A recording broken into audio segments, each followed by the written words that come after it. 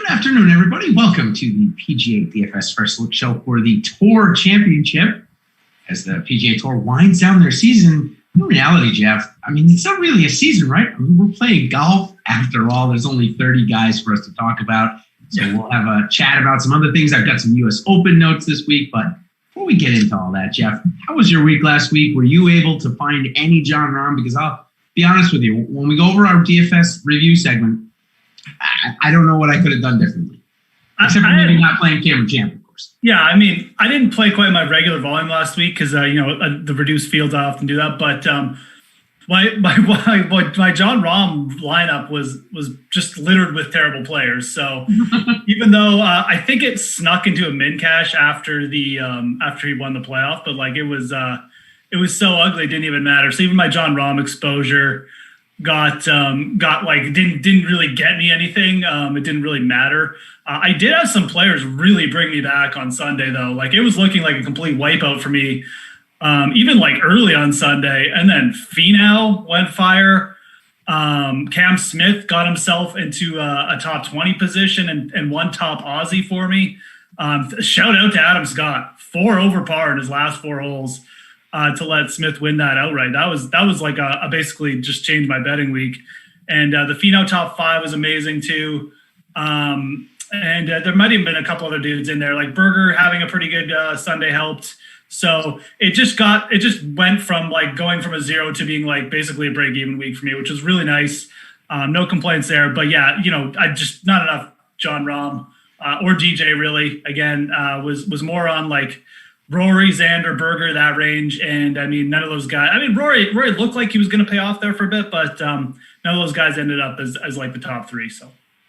Yep. I was kind of similar, I guess, in a way. And kind of the one place though. And like I said, I struggled on DraftKings. We'll go over my lineup there. A little bit better on FanDuel, but not much. But on SuperDraft, I went 3 for 4 in my cash in the lineups. And it was because I was able to pick whoever I want. And that's the thing about the format over there, the sponsor of the show, SuperDraft. And if you haven't heard about the multiplier type of gameplay, it allows you to just pick any players you want, build your very own dream team. So last week I was able to get in Colin Morikawa with Jon Rahm because we're able to pick anybody up top as well. And the nice thing about that was Colin Morikawa shot about 4 under over the weekend. So if you haven't tried out the multiplier segment, go on and give it a try today deposit. With your first deposit, you're going to get $10 free. And with your first deposit of 100 or more, you're going to get 20 total free. Check out SuperDraft on superdraft.io or in the App Store. No limits and more winning with SuperDraft. So maybe I should play a little bit more over there. That's what it seems like, Geoff. But we're going to go into Rahm. And my question to you is, when, not if, will he win his first major? He won the 2 toughest tournaments of the year by stroke average. Now we go into major season. Is he going to get one of these next 6 or 7? Yeah, so, I mean, Winged Foot really does feel like the spot to me. But the thing is, when it really does feel like when players get built up like this, and it was kind of like this with him last time at this year too, going into the Open and even the U.S. Open, man. I mean, we're the same spot with Jon Rahm. This is it. This is the spot. He's firing. He's in contention every week. He's winning tournaments. Now, I think it's a little bit different this year because the tournaments he's won this year, the Memorial, the BMW, those aren't like Euro Tour events. These are like legitimate major championship courses, right? So I agree. There's difference between last year and this year. But, I'm just pointing out it's tough to win majors, man. No matter who you are, the most elite player in the world. I mean, look at Rory. I mean, guy's been number 1 a bunch over the last 6 years, got 0 majors. So, it's probably coming. I'm not going to be one of those people who be like, oh yeah, he's winning a major like in the next year though, for sure. Stamp it. It's just so hard for these top players. It's so competitive right now. So U.S. Open looks like a great spot for Jon Rahm though. It really does. Of all the top players right now, absolutely that is the player I would be putting all my money on. If you force me to ask right now, like the top 8 players. But again, I'm not going to sit here and say he doesn't get it. I'm not going to like lambaste him if he doesn't get it done. He's still a young guy. But like I said, so competitive. But it really does feel like, these next 6 coming up, Jason, I agree. Like U.S. Open, I think is probably the best spot and maybe one of those Masters too. Yeah, what's most impressed me is when we saw him win before, we saw the Farmers Open there at Torrey Pines. That's kind of a U.S. Open course, obviously hosting others as well. We saw him win the Irish Open a couple of years in a row where it was kind of harder, play, kind of gritty tracks that he ended up dominating on. Of course, a couple of other wins. These last two, though, winning, against good fields, it was the type of golf course that I was just impressed with him to be able to stay through all of the hardness of it. I mean, you could tell some people just totally gave up over the weekend, did not try and care. He entered the weekend, at 6 over, I think he was, and ended up winning the golf tournament. So just really incredible. I do think the win is coming. U.S. Open seems like a great spot. Masters, we'll see. Just about Rahm, too, before we move on. Like, I'm way more impressed with Rahm this year than I have been. Like, I was always one of those guys, his temper is just never going to let him fulfill his true potential. And I really feel like that's not the case anymore. Like, the dude is, like you said, I mean, coming back from 6 over, keeping his head straight at Memorial with like a 2-stroke penalty and all that junk. Like, I'm just really impressed with him, man. Like, before I would have been, one of those guys, I could see him having like a Sergio career where he just gets really close, gets frustrated, doesn't happen. Now I definitely think it's going to happen. Super, super impressed with him like over this last year. I do think it's coming. I know I was trying to be, lukewarm about it at the start, but I definitely think it's coming. No, I do too. And as we move on, Dustin Johnson, I want to talk about a putter change really quickly. And I know our guy Jordan behind the glass, he'll definitely know this. He's a golfer as well. And Geoff, I think you are at least a little bit there, trying to get out there. We're all weird in our routines, right? Whether it's pre-shot or whatever it is. And one thing I noticed at TBC Boston that Dustin Johnson was doing was he was taking his left hand and holding his right bicep when he would address the ball with his putter. He would be at address and doing this, and whatever it does, whatever the reason, whether it's steady that right arm through impact or just make that motion of, hey, listen, keep that nice and still and steady, it's worked. I mean, he's putted incredibly. Again, he didn't really lose this golf tournament. Jon Rahm played really well. Anybody else in Dustin Johnson wins. So what do you make of this little putting change? And of course, don't get me wrong, Dustin Johnson changes putters more than I do. And I've got a collection of Scotties in the garage, that I can go to, 10 rounds and play 10 different ones. It looks like Dustin Johnson's doing that, but now he's kind of settled in. He's got the spider and he's got that little arm lock thing going on. It's pretty great. I think he's using the spider. No, maybe it's not the spider actually. It's a more mallet based putter though, I think. I thought it was a spider, but either way, it's that one that he's had success with in the past. Yep. I know his brother was talking about it. Like they put it back in the bag, and I think his brother said, it was his caddy obviously said, I'm not letting him take it out again. But you're right. I mean, it does look like he changed his address. I was definitely looking at Dustin Johnson's putting stats, today because I mean, he's just putted so well over the last 3 events. It's awesome. Starting at the PGA, I mean, just insanely well. So he has had stretches though in his career where he has putted like really, really well. So I know he sometimes gets a bad rap. I think people, especially me too, I remember the Chambers Bay where he just like 3-putted and he just, throws it away. And he has those moments still where he can just muck it up. But the dude is a pretty good putter. Like he has really good, like just kind of ceiling weeks. He's gained 3 or strokes more strokes gained putting now in 3 straight events. And when he gets going with that, he's going to be tough to beat. Oh yeah, no, absolutely. And that's kind of the point of it. Like when he, when a player like Dustin Johnson can add that kind of weapon, I mean, it's pretty insane. It's kind of the same thing we saw from Brooks, who had some just monster putting weeks last year too. So, he is streaky with it though. Like, and we are changing surfaces this week. I mean, I'm just going to point that out off the bat. Yep. Switch to Bermuda. I don't know if that'll slow him down at all, but he's definitely going through one of these like episodes where he's just super confident with that club. And again, just looking through his stats, you can see that he has done this kind of stuff before. So a better putter than he gets credit for. He has become more consistent throughout his career. So shocking in a way because he's so good at the other stuff too, but also, it's kind of been a feature of his game for the last 3 years now. So. Yeah, definitely. And I love the consistency. Whatever this little pre-shot routine is helping him do, Joaquin Niemann is actually starting to do it as well. Just interesting. And he putted better this week and his ball striking stats had been there. So maybe there's something there. Yeah, if you follow me around my next 18 holes, I'm going to probably be doing it, for goodness sakes. But let's move on to some other highlights and some U.S. Open news. Of course, we're going to play the Tour Championship this week. We have the Safeway Open out in Napa Valley there next week. That's not a 3-tournament course, is it? That's the Desert Classic. Napa's just at 1, right? The Silverado. Yeah. Okay. Yep. I can't remember which one. Silverado? Yeah, Silverado. I think it's Silverado. I think it's still Silverado, yeah. And then, of course, we got the U.S. Open at Winged Foot the week after. So I wanted to make some few notes about there as well. First one I want to talk to you about, though, my native Canadian here, Mac Hughes and Corey Connors. If you could only get one into the Tour Championship, who would you have picked pre-tournament? I just want to see if it ended up going the way you would have liked it.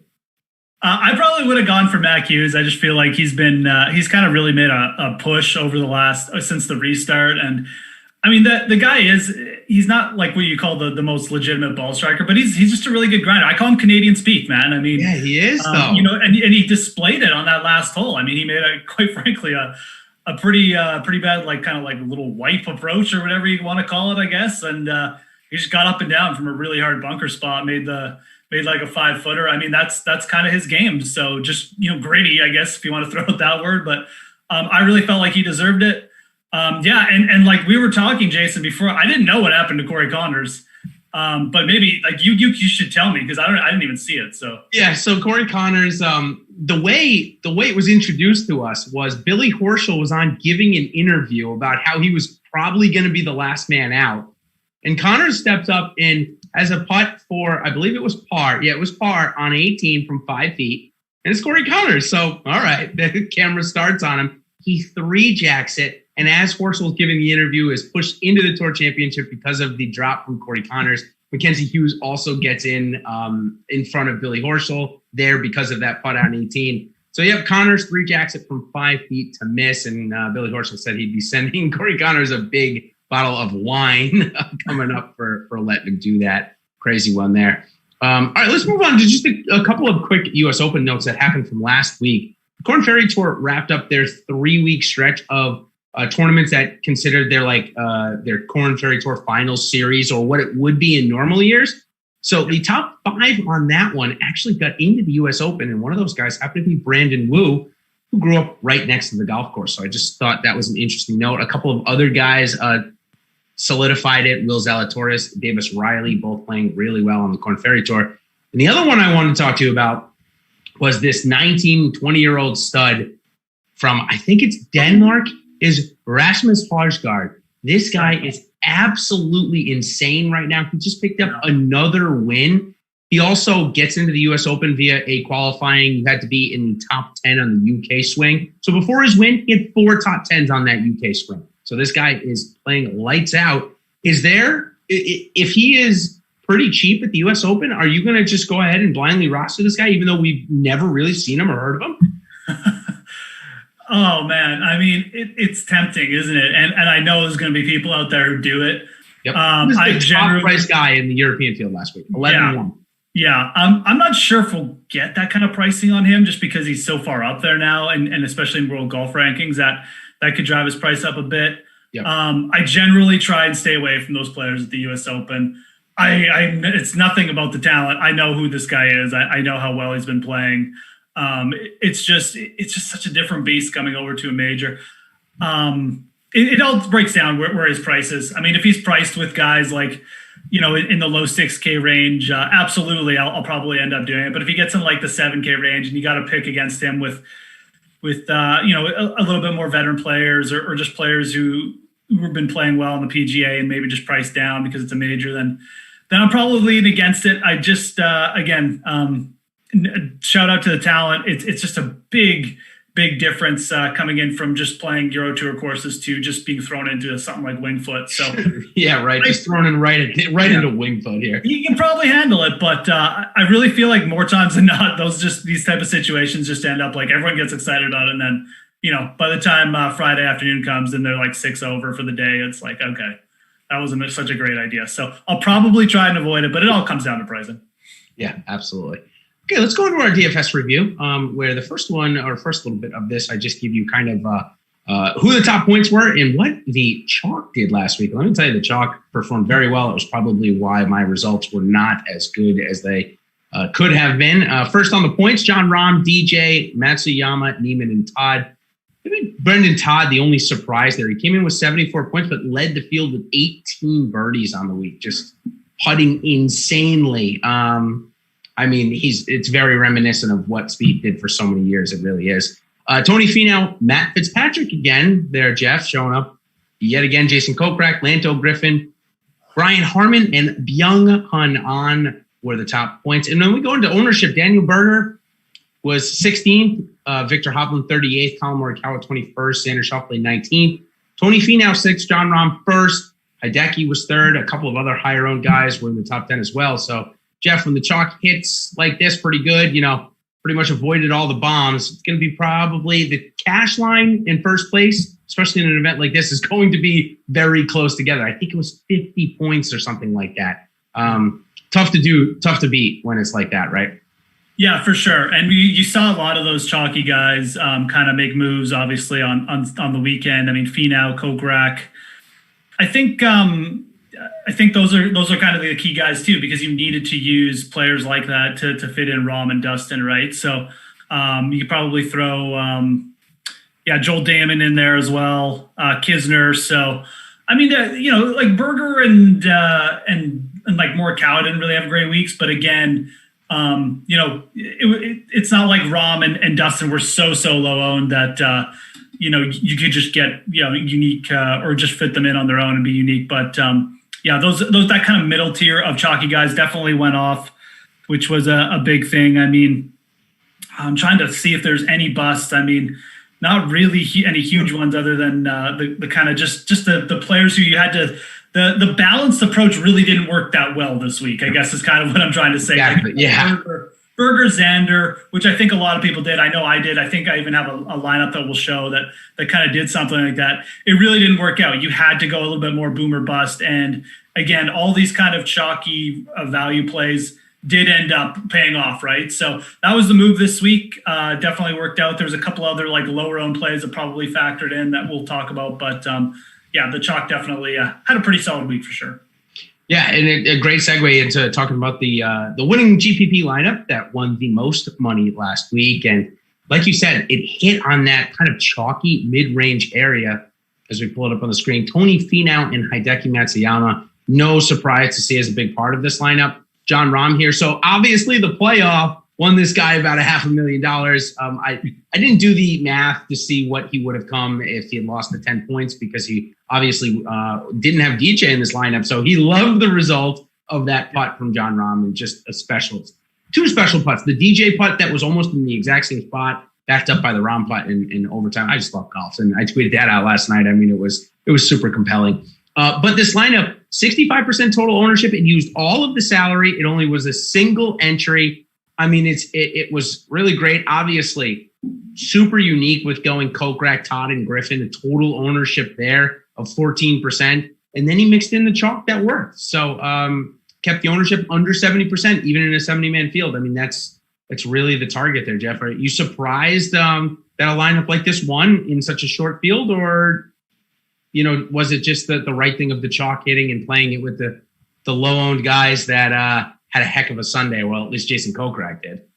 No, I'm not actually that surprised. I mean, I do think that you look at I'm not surprised that guys like Kokrak and Todd came through last week, I guess what I'm trying to say. I mean, yep. I thought you were getting really good, especially here. Like, it doesn't even look like Kokrak was that highly owned. No, 6.5%, yeah. Yeah, like I actually thought he had bigger ownership attached to him in this tournament, but again, just my memory failing me. But guys like Todd, Griffin, I like Cam Smith for the similar reasons. I really felt like there was a lot of live players down there. So actually my lineups had similar ownerships this week. Like, it was actually very similar. I had no Matsuyama, which basically handcuffed me from winning at the start. Like I said, I didn't have enough Rahm. So Finau was a guy definitely paid off for me. Kokrak too.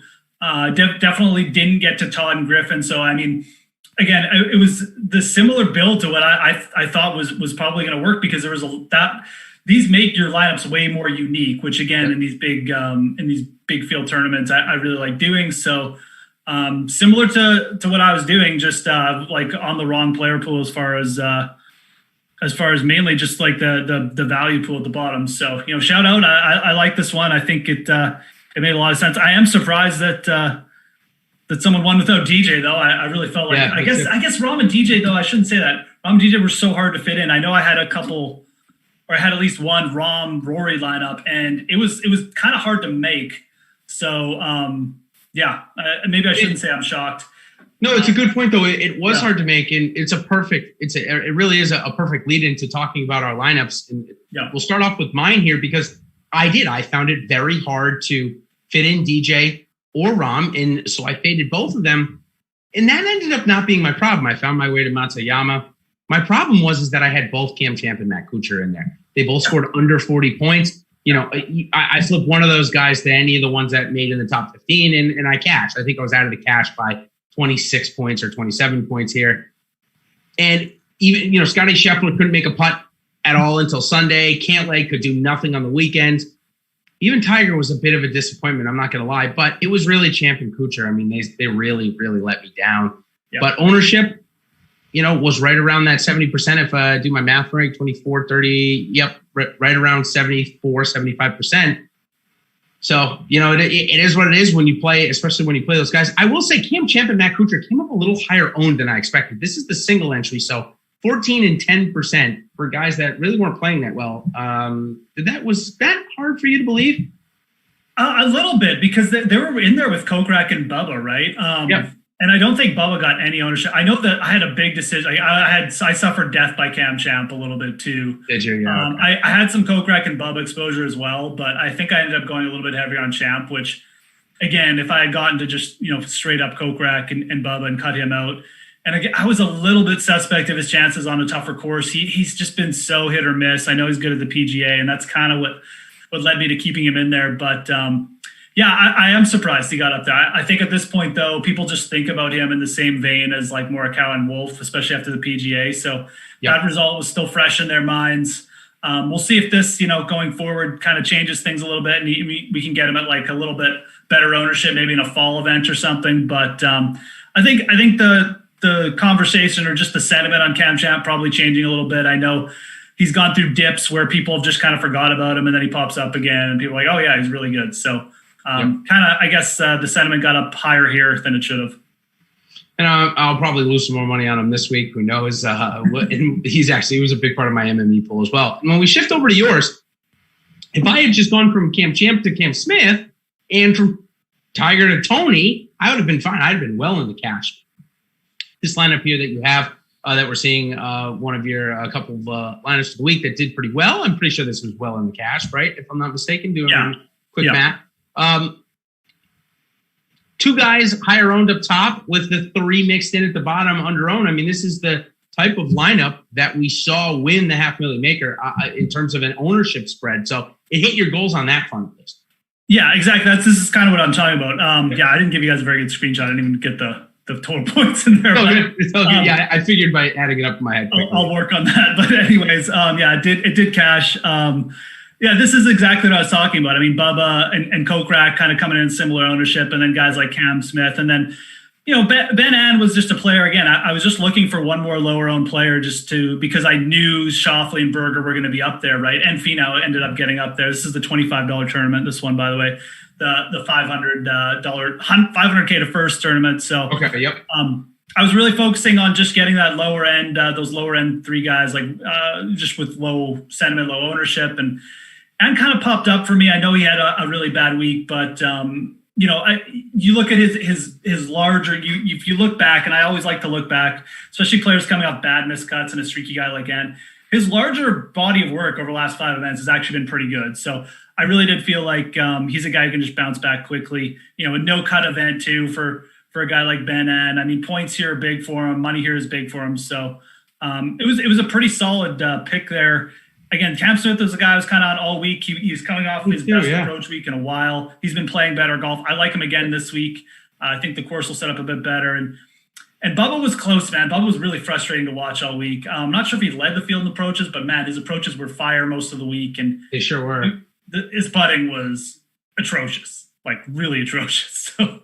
back to the kind of the old way that Bubba goes. And like I said, I thought Cam Smith was a really good play. Had a really, really good weekend to get himself here into the Tour Championship for the second time in 3 years. So we'll chat about him in a little while. All right, let's go into our pro review here, where we review some of our favorite pros in the industry. And of course, why not start off with our favorite, Alex Awesemo Baker here.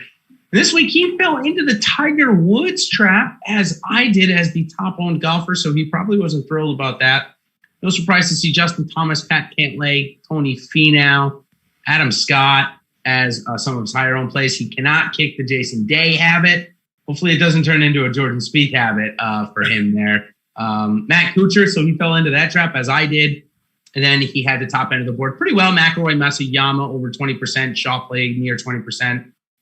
John Rahm only 13, so maybe he found that the optimal lineups with him crunching in there just couldn't get enough. Brendan Todd didn't believe in Brendan Todd's putting, or maybe even Lanto Griffin's resurgence. And Sal, who's off today, I know he would be loving to talk about Lanto Griffin for sure. I'm a big fan of his as well. For my own self, I fell into the Cam Champ for the second straight week. I also had Justin Thomas, and this is my allocations for the $7 on FanDuel. And I even got John Rahm at 20% and DJ in at 20%, but with only one other guy in the top 10, my results were terrible. And basically all my tertiary players, like Kuchar, like Champ, those needed to be Joaquin Niemann and such. So it wasn't a great week there. I'll run through the other two quickly and then kind of get your just overall feeling. I forgot top lineup. Alex came in 625th in the half milli. I came in 163rd as my top lineup in the $9 on FanDuel or $7, whatever it was. For Brick 75, here's where I was really interested. I'm like, I'm going to look up where they came in the milli maker or half milli maker, because these allocations were great. For Brick 75, he had John Rahm 50%, Thomas 40, DJ 28. Poston 22, DeChambeau 20, Fratelli 18, Connors 18, Woods 18, Munoz 17, and McIlroy 16.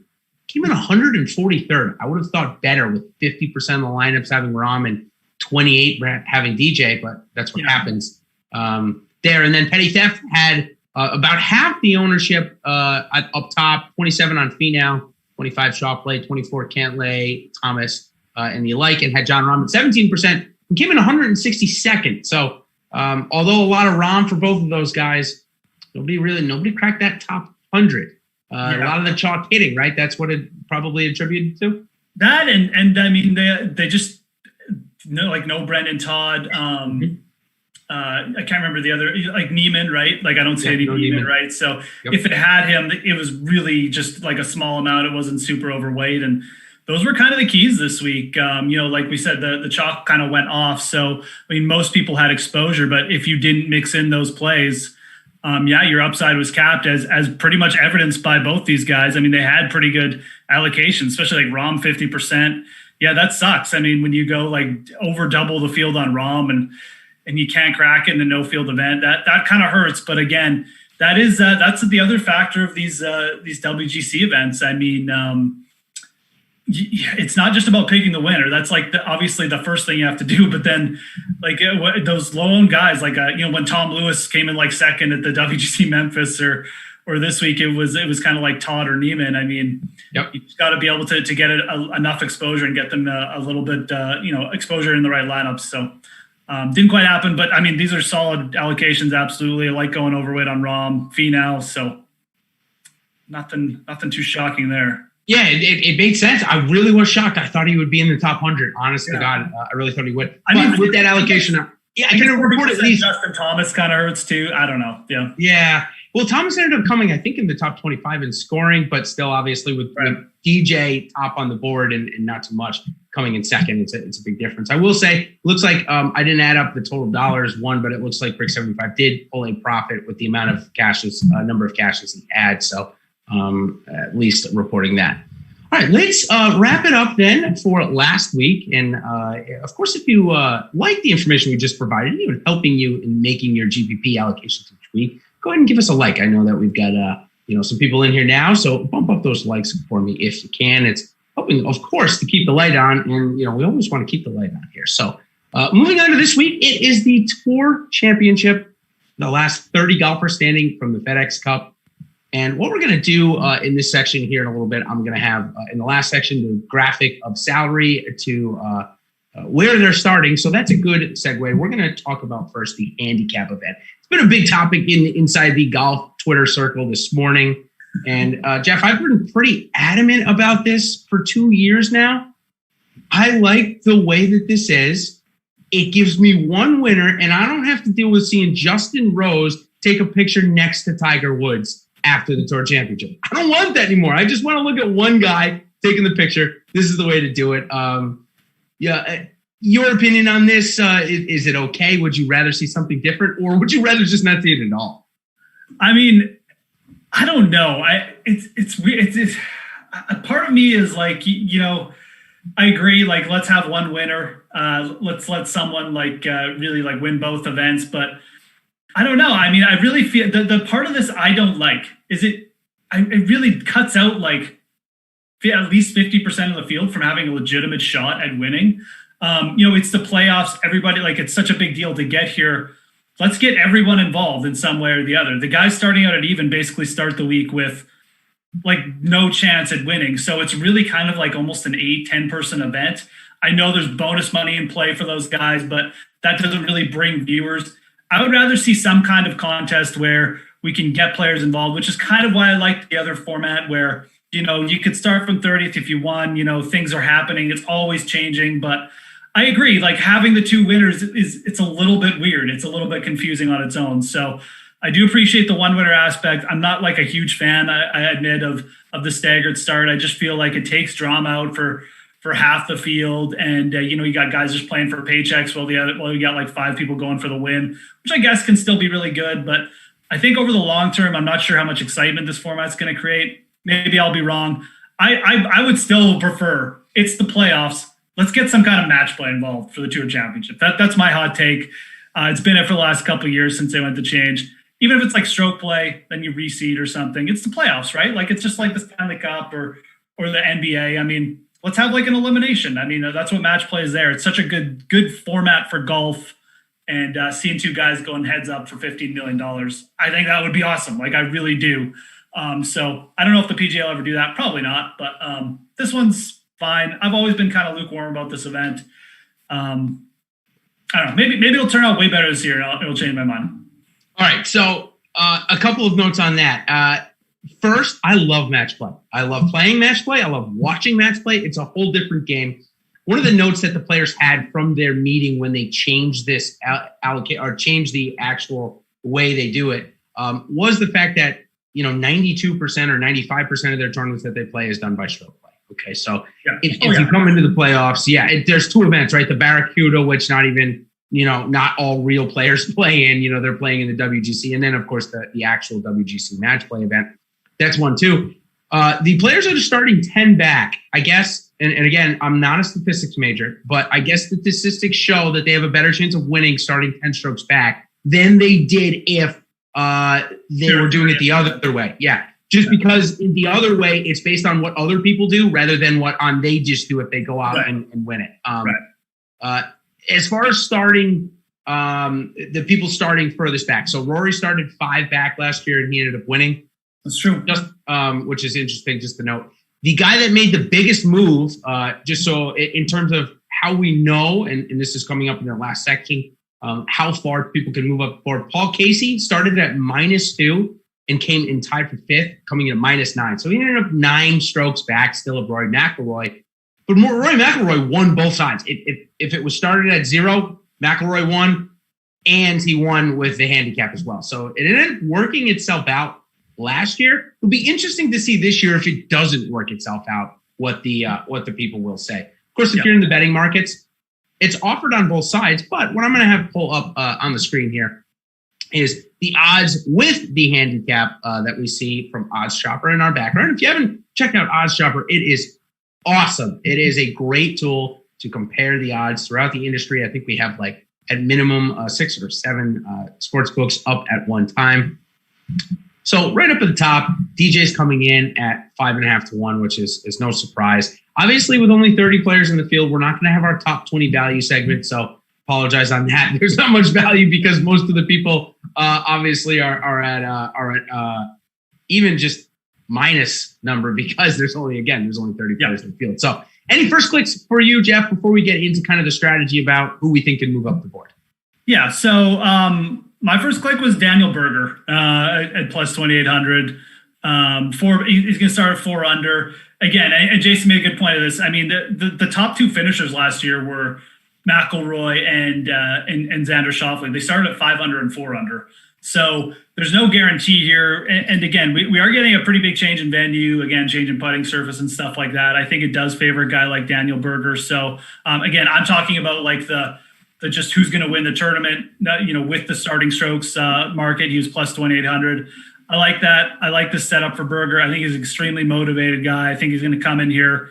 Again, I think it's a place where he can, he's a strong par 4 scorer. He can just be aggressive a little bit from the get-go. So really like the spot for him. And then from the other market where just playing with strokes, take out the FedEx Cup stuff, everyone's starting from 0. You got that betting market. I hit up Brendan Todd and I hit up Cam Smith again. I think it was 100 to 1 and like 66 to 1. So. Awesome. Great notes there. Yeah, I know we got a couple of fans of that match play format suggestion. And listen, I think it's great. I don't want to sound like I'm just like hell bent on let's do this. The fact of the matter is golf doesn't need to end for me. It's because it's an individualized sport. I don't need to know that Dustin Johnson won the FedEx Cup in 2014 or whatever it was. I just simply don't. I don't care. I want to know who won the majors.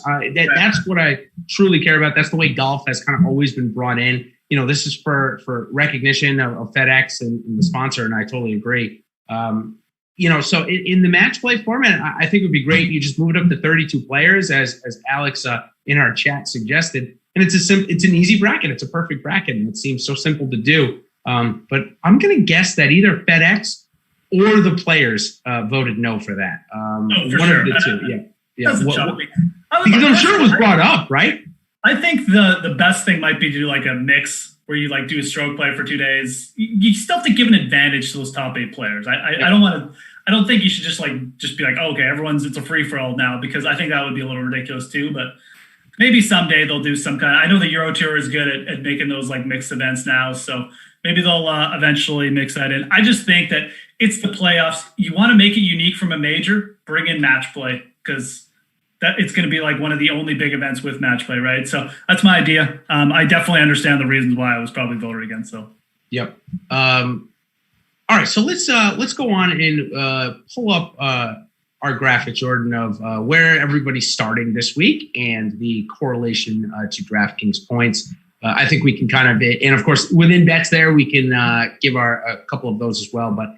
At least, while you put that on the screen, Jordan, I'm going to tell everyone about East Lake. I forgot to mention about the golf course really quick. It is another par 70, roughly 7,300 yards. But Geoff, this week is half the rough length of only 2.5 inches. So we're going to see about 64% of the greens, still only 55% of the fairways. Were you interested to see that the irons don't matter much towards the winners here? I mean, what do you think that's all about?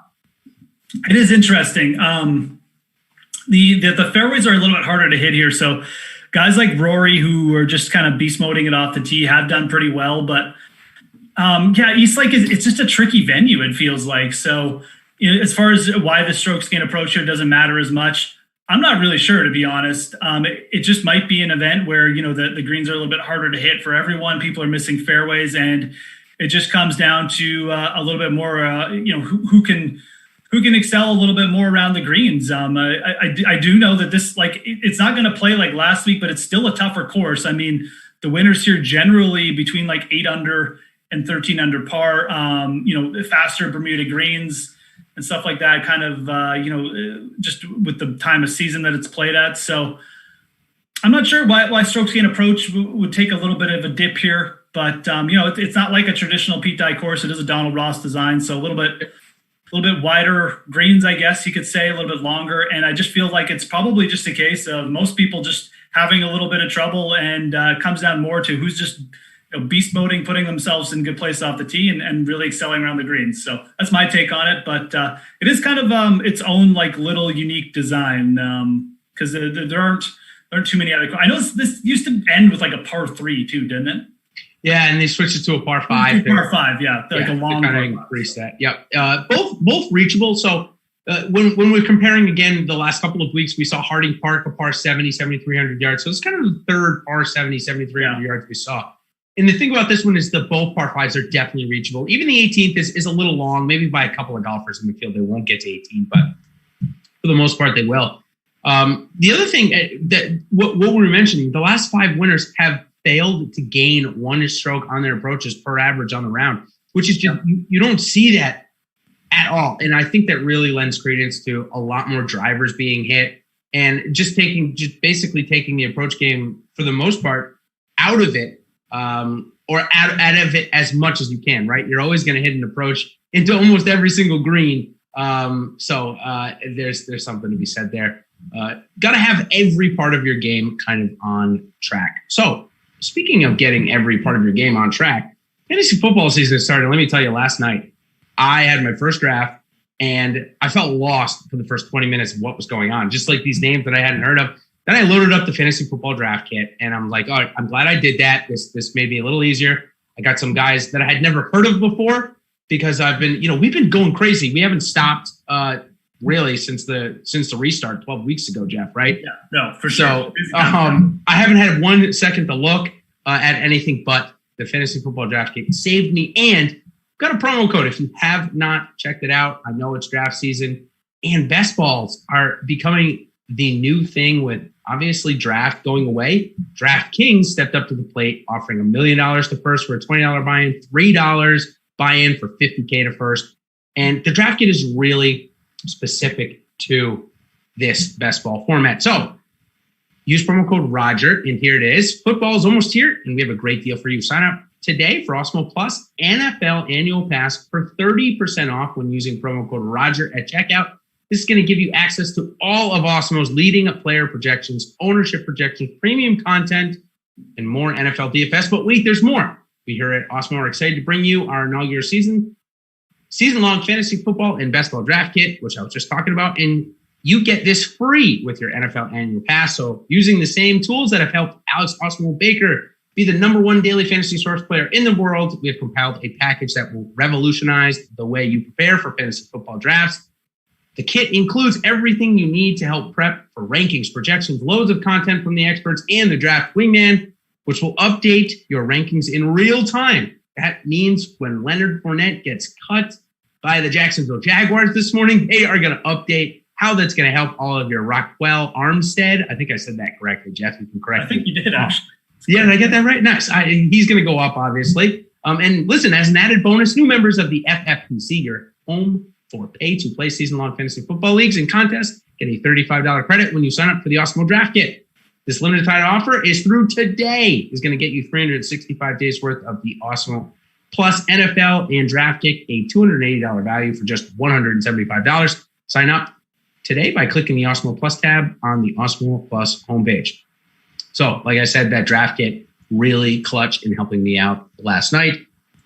Pretty high dollar buy-in, like $250 buy-in. So I'm going to give Alex and the guys a tip when I win. Well, I mean, getting a $35 credit with it's a good deal. Like on top of it too. It's a good kit on its own, but like getting the $35 credit, I mean, it's pretty sweet. I love it. You gotta love it. All right, let's talk about Dustin Johnson, 15,200. So they did the same exact thing last year, the second year in a row, where they say, okay, yep, he's going to start at -10, and we're going to give 15,200, which means on Friday morning, it's a Friday start here, which is kind of weird.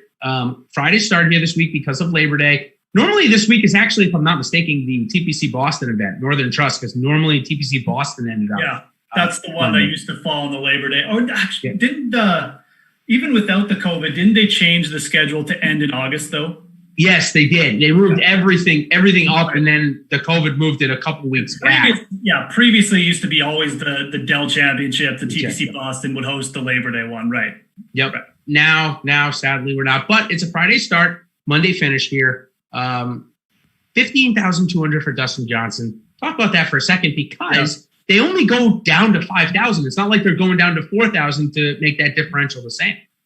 Yeah, exactly. I mean, and the finishing points will be shown on Friday morning. That's what I was saying. Sorry. Yeah. the finishing points will show up on Friday morning as Dustin Johnson being in first place. Right. Yeah. So, I mean, you're paying up for Dustin Johnson, but you're paying for the finishing points that you're going to get with him starting in first place, right? Obviously. So that's a big factor of it. But yeah, I mean, you kind of have to remember what it was like making lineups with him. I mean, you can't, I mean, you've really got to load up on guys like, 2 under or worse. So, taking a bit of a risk, that Dustin Johnson is going to win this thing, and possibly you might need him to win by a couple strokes, in my opinion, but for this to really pay off. And you'll definitely have to hit the players who make big moves. I mean, I don't think that you need to avoid Dustin Johnson altogether, but I think there's a pretty good argument for going underweight on him versus, making more balanced approaches. So I'm not sure what your take on it is. I know last year, obviously, we had 2 players in the 4 and 5 under range. When, right now, guys like that, starting at 10K, 10-4 with Morikawa and going down, it makes it way easier to take advantage. You don't have to necessarily dip and take like 2 guys in the 5K range who might not be starting that high. But there are certain value plays out there that are really going to make Dustin at least playable.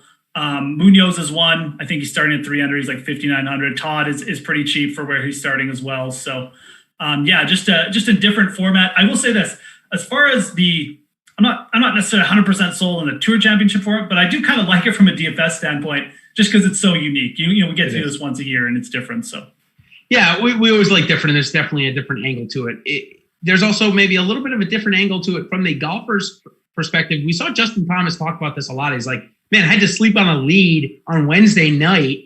And he's like, I don't know that it affected me, but I knew consciously that I had a 2-shot lead going in. Yeah. He's like, maybe that made me play differently. Maybe I didn't play as aggressive because I already knew I had the lead. Definitely interesting there. So here's what I'll say. Of the 30 golfers, I wouldn't throw anybody out of the field, out of my player pool, except for Mark Leishman, because he is playing so badly and he has bad results at this course. So it's pretty easy there. But I don't know that I'd throw anybody else out, because we look at somebody like Bryson DeChambeau. He started at even par last year, ended up finishing at -4, which was good for a tie for 12. Well, he likely had enough DFS points where rostering him at even par was probably very beneficial to you, even with 30 players in it. So I don't think I'm going to throw anybody out. Is there anybody besides Mark Leishman that you would throw out of the player pool at this point? Yeah, good question. I know when I was going through, I mean, obviously Leishman popped up. I think where I might consider to start to throw someone off is it's not necessarily like a recent form thing. Obviously that is in play with Leishman. He's probably the only one I would kind of nix on that. But you look at a guy like Hovland starting at even, he's 6,600 versus everyone else at that range is way, way cheaper. Yep. Maybe you do that just to be unique, but like that is, especially when you're trying to get exposure to a guy like DJ, I would be okay being underweight on a couple players like that. I know we had a couple instances like that last year. I think Ricky was at a weirdly high salary. Yep. So you really have to watch out who you're paying up for. I mentioned Todd and Munoz in that, I think a 3 under range, but you have Schauffele and Reed at like 85 and 8,900. And I'm not saying you need to cross them off. Schauffele has been incredible at this format. And even Rory at -3. Rory is interesting, actually. Maybe we should talk about him, because he is easily the most expensive player in that range by $800. And he's talking about like perhaps not playing this event because his kid is on the way.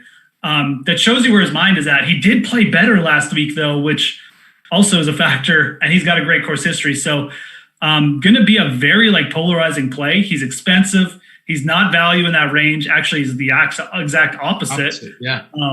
And now you got this baby thing he's talking about. So I don't know. I mean, it was weird to me. It's like when Elin Nordegren was pregnant with Tiger Woods' kid, you knew it. She's almost giving birth, and we had nobody in the golfing world had any clue that this girl was pregnant. Not is it our business to know, but it's just saying typically with a profile, a stature profile of Rory McIlroy, typically we know that his wife is pregnant. Now, is that the reason that he's been focused on home? I mean, I know that, and Geoff, I know you're a dad. Of course, leading up to the birth of my child, I was a nervous wreck. Don't get me wrong. Yeah. Is that affecting Rory McIlroy's golf? I would say that probably no fans there to motivate him is probably a more contributing factor to that. But the fact that he said he would definitely withdraw if in the middle of a tournament, even if he was winning for $10 million to go see the birth of his kid. I mean, it has to be taken into consideration, doesn't it? Yeah.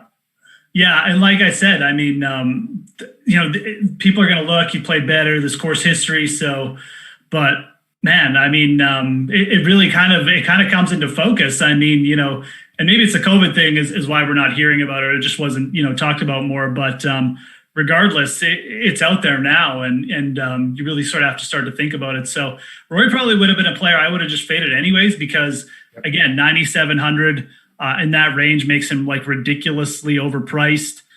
He's barely even cheaper than Bryson, who else is also like at 10-1 and 4 under.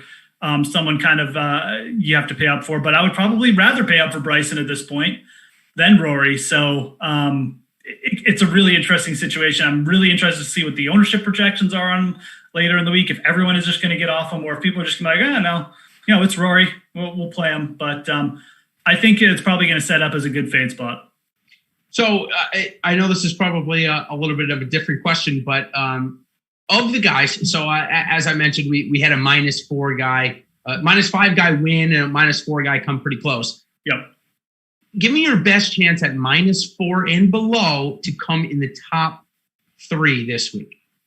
So, yeah, it's going to be Berger for me. Okay. I really like the way Daniel Berger has been just going at it, just not, just like I said last week, playing with a chip on his shoulder. And his approach has dipped a little bit last week, but I think this course is better set for him. He's played here a couple times. Again, switch to Bermuda greens. I think that's a big benefit for Daniel Berger. You look at his wins: TPC Southwind, Colonial, par 70. He's a great par 4 scorer. I think this course, a little less rough. He's been killing it off the tee as well. He's a player who can gain 3 or 4 strokes off the tee with the way he's been playing. I think he's going to make a run. I really do think he's going to make a run at this. Especially if Dustin comes out slow. So that is definitely my pick to get himself into the mix. But Harris English could surprise too. He's played some good golf, so I wouldn't put it past him. And you got Bryson there, but I'll roll with my man Berger for one more week. Yeah, a couple of 12s or 50, or a couple of 15s and a 12 here in his first 3 tries.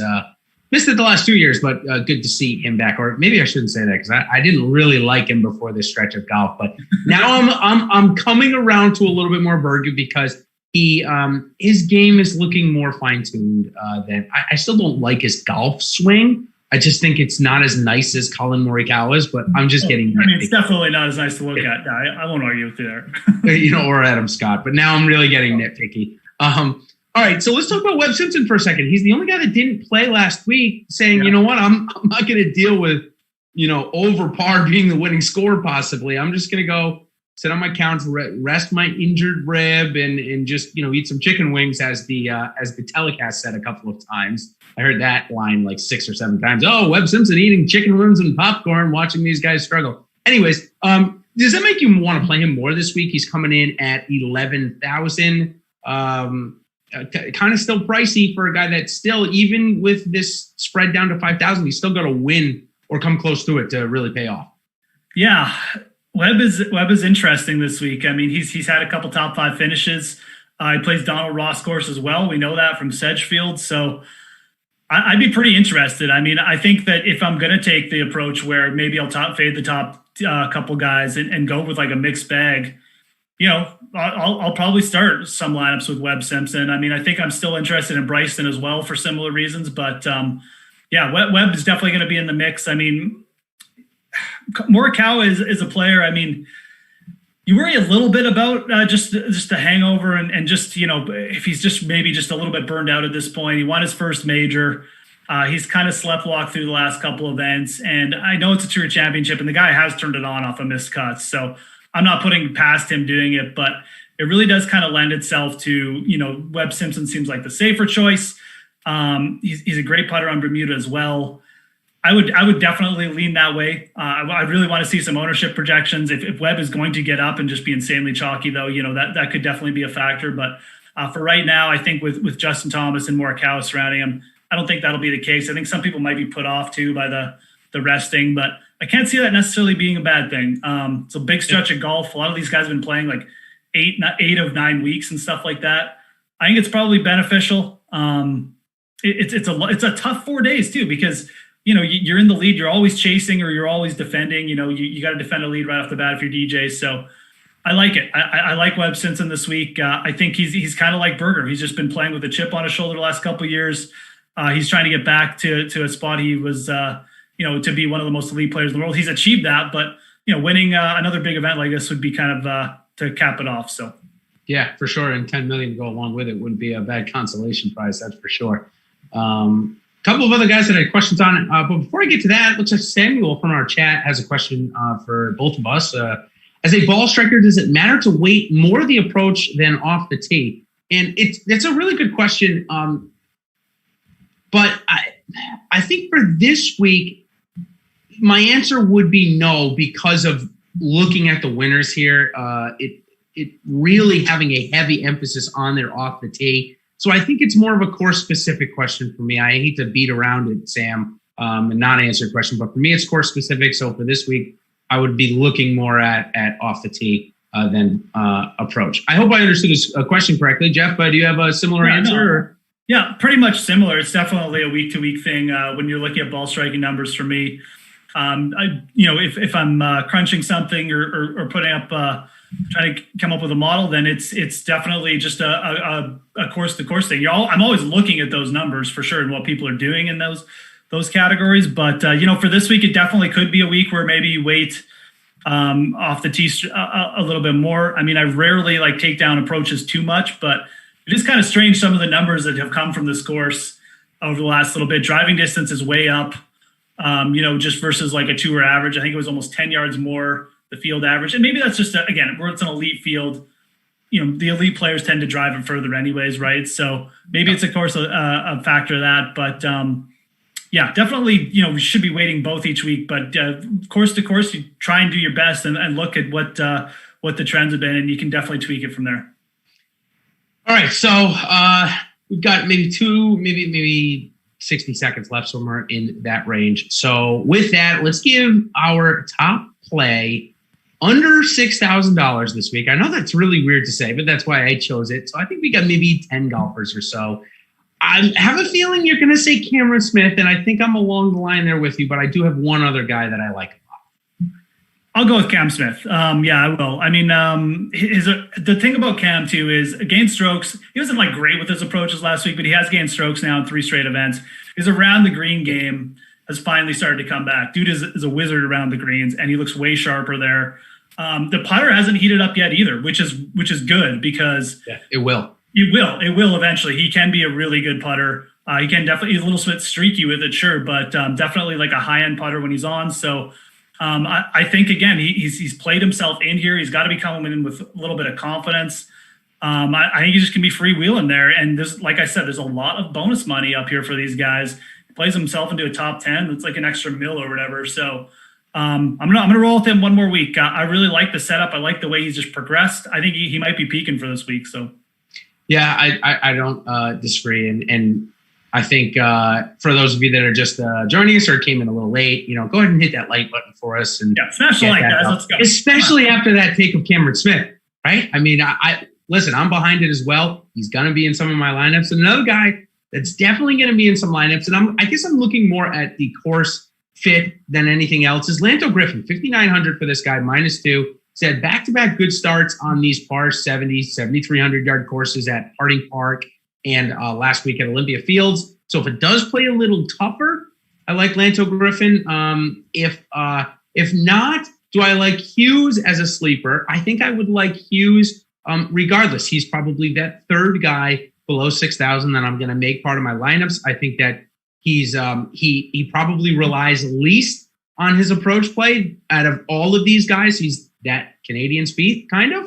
And I like that for this course. Spieth is a winner here in 2015 without, I think he even lost strokes on the approach in 15 when he won. So last question we have, it looks like from Mikey, looks like any love for Tony Finau. I like him. I don't know if I love him. Geoff, how about you? Yeah, definitely came through for me last week. Probably don't like this setup as much for him.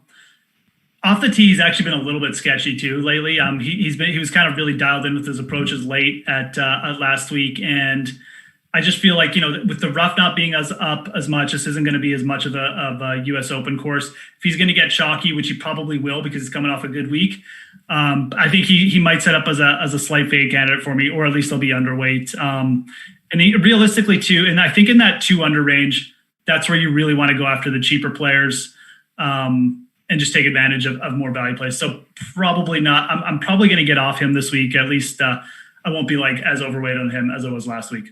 Yeah, and listen, if Tony Finau ends up winning this tournament, starting 8 strokes back, shout out to Tony Finau, man. Yeah, that'd be impressive, especially with Dustin playing like Superman. So I guess that's the only thing maybe I would say is if you want to bet the fact that Tony Finau is starting 8 back and has to make up a ton of strokes, and he's going to play super aggressive because of that, you could go to that alternative market of winning, to win the tournament without the handicap. Maybe he's a good bet there because he's got to make up so many strokes.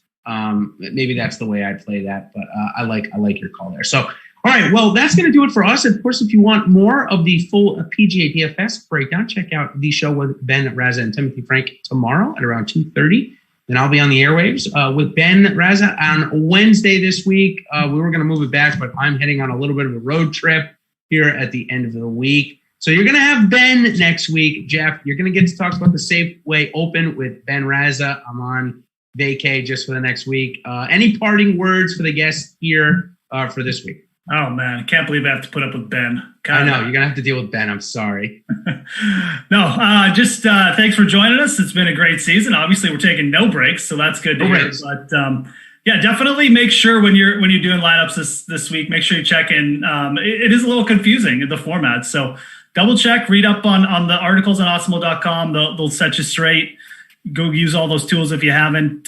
Check out my article, The Approach. It'll be up there.